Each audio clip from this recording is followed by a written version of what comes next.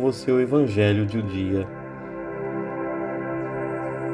Hoje a cor é vermelha e hoje comemoramos o dia do Santo Paulo Miki e seus companheiros.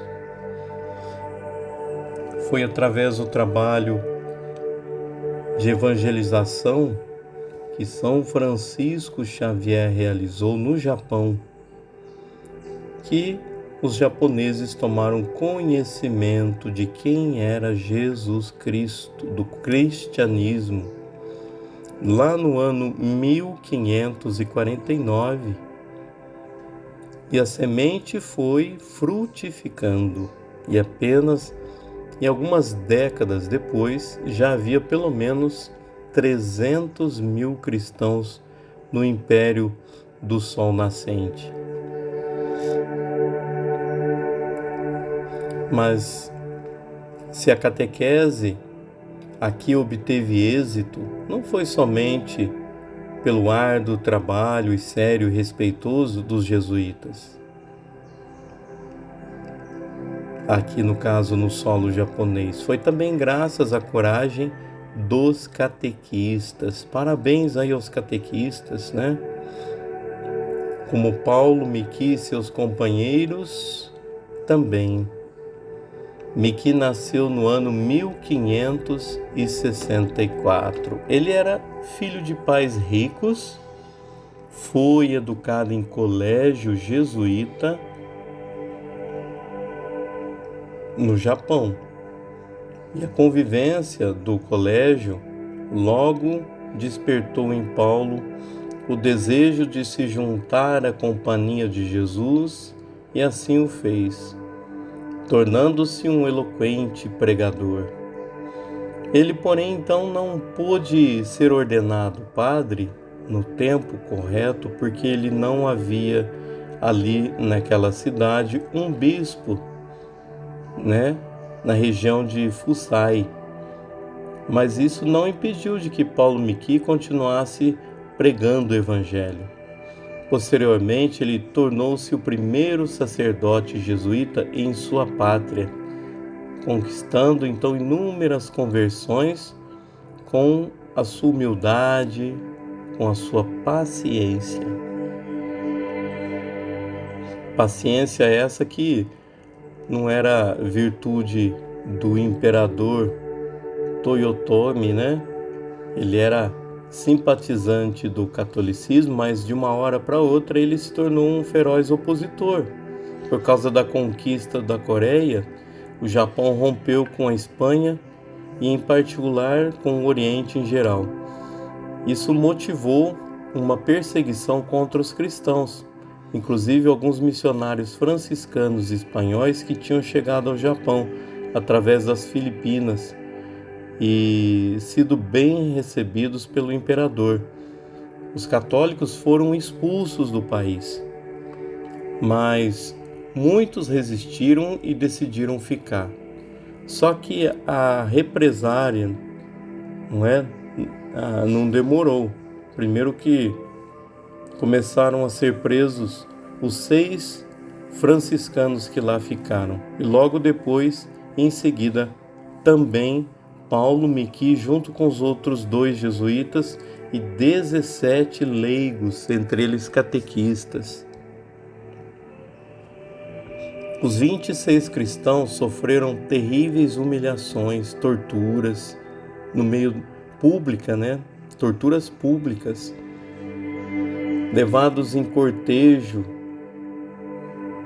até Nagasaki, e foram alvo de violência e zombaria pelas ruas, enquanto seguiam para o local onde seriam executada a pena de morte por crucificação. Alguns dos companheiros de Paulo Miki eram muito jovens, adolescentes ainda, mas eles enfrentaram a pena de morte, com a mesma coragem que seus líderes. Tomás Kozaki tinha, por exemplo, 14 anos, Antônio, um menininho de 13 anos, Luiz tinha apenas 11 anos, uma criança, e crucificaram a criança. porque eram católicos. A elevação sobre a qual os 26, vamos dizer, heróis de Cristo receberam o martírio pela crucificação em fevereiro do ano 1597. E assim então, meus queridos irmãos e irmãs, ficou conhecida como o Monte dos Mártires. Paulo Miki e seus companheiros foram em seguida canonizados pelo Papa Pio IX no ano 1862. Meus irmãos, os crentes se dispersaram, os crentes católicos que eu digo aqui, se dispersaram dos massacres, e um bom número deles se estabeleceu ao longo do rio Uruguai, mas aproximadamente ali perto de Nagasaki, e lá eles continuaram a viver sua fé, apesar da ausência de padres. Então, a partir do momento em que o Japão se abriu novamente para os europeus, os missionários acabaram voltando, os padres, a Igreja Católica, para ser construídas e reconstruídas a sua fé, as suas obras, as igrejas que foram destruídas. Inclusive em Nagasaki, a poucos quilômetros da comunidade cristã clandestina, ela havia perdido todo o contato com a Igreja Católica, mas guardava preciosamente 3 critérios aqui de reconhecimento recebido dos seus ancestrais, no caso. Quando a igreja voltava ao Japão, diziam: vocês reconhecerão eles por 3 sinais. Os padres não são casados, não é? Também uma imagem de Nossa Senhora que estaria na igreja. Assim aconteceu. 2 séculos e meio depois, quando os cristãos do Império do Sol Nascente puderam se reencontrar com novamente a Mãe Igreja. Vamos agradecer a Deus porque ainda vivemos a nossa fé católica na liberdade, embora tenha muita oposição de muita gente da nossa casa, pessoas conhecidas que não simpatizam mais com a igreja. Eles toleram. Então ainda há uma certa resistência de pessoas que também não gostam do cristianismo, nem de Jesus e nem da Igreja Católica.